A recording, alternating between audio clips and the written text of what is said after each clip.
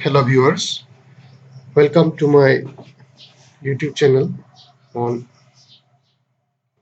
discussing several concepts on international business.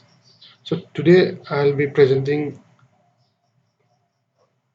on theories of international trade.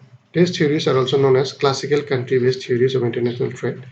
There are four main theories which I'll be explaining in very brief. So, these theories form the basis of international trade. So, first theory is theory of mercantilism, which was proposed by Thomas More in 1630. The salient features of this theory is that a country has to have more export as compared to imports in order to maintain a service trade service surplus, that is trade service surplus. A country has to export more than import. Secondly, the theory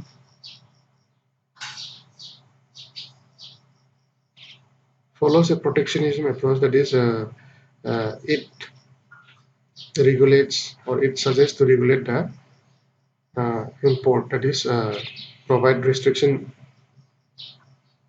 against imports in order to maintain a positive balance of trade.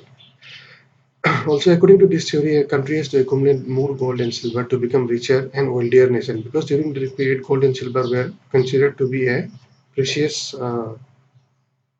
metals which contribute to countries' prosperity. Some of the demerits of this theory is that it overlooks other factors such as natural resources, capital, manpower, and skill set. Also, this theory is criticized because of its highly restrictive policies to imports, which again impacts the favorability of international trade practices. The second theory is the theory of absolute advantage. This theory was proposed by Adam Smith in 1776. The salient features of this theory is that a country has to focus on its production ability of products which it is most efficient at than any other country. This theory emphasizes on free flow of labor and trade without imposing any barriers or restrictions to trade practices. Also, rather than emphasizing on accumulation of several precious metals such as gold and silver, this theory suggested on emphasizing on the living standards of people. According to this theory, as posited by Adam Smith, a country has absolute advantage if it specializes into production of goods it is efficient at, and hence it has to export the same product and it has a production capacity at lower cost. Coming to the third theory, that is the theory of comparative advantage, which was proposed by David Ricardo. As per this theory, the salient features are that the countries has to focus on relative advantage rather than absolute advantage. A country may be more efficient than other country in producing a number of goods. Number of goods.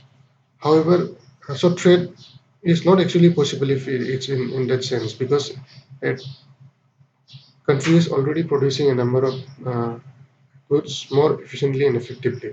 However, as per David Ricardo, through the theory of comparative advantage, he posits that the relative advantage have to be considered. For example, if I am specialized, if my country is specialized in production of rice, jute, or wheat, the relative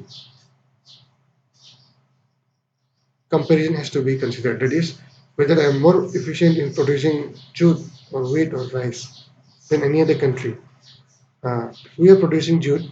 India is producing jute. However, Bangladesh is also producing jute. Bangladesh is more efficient in producing jute. But this is a theory of comparative advantage. Comparative advantage occurs when one country cannot produce good efficiently, but have the resources to produce that goods more abundantly. That is, uh, country A may have an absolute advantage of producing two goods rather than country B. However, trade can take place between two countries through relative advantage. That's because country A might be more efficient in producing another good than country B. So The third theory is the factor endowment theory, which was proposed by Lee Hexer and Berlin Hoylen. This theory focus on factors of production such as land, labor, and capital. According to this theory, country must produce and export products where factors of production could be found abundantly in the country. According to this theory, if a country has a abundant supply of labor, then it would export labor-intensive products. Whereas if a country has a surplus of capital, it would export capital-intensive products. The last theory is the Leontief paradox, uh, which was a theory developed by economist Wassily W. Leontief. Uh, it's a validation of the factor endowment theory, considering the real data of the US economy. So, as per the factor endowment theory, a country with a surplus of capital would export capital intensive products, whereas a country which has a surplus of labor would export labor intensive products. However, on analyzing the data of US economy, it was just found that opposite of the factor endowment theory. During that period, US had adequate abundance of capital. So, as per the factor endowment theory, it would export capital intensive good. However, that time US was not exporting capital intensive products. Also, labor was available in steady supply during the time in the US. However, the US was exporting labor intensive products. So, the basis of the selling features of Leontief paradox is that international trade cannot be explained by single theory because numerous dynamic factors influence its operation. Thank you.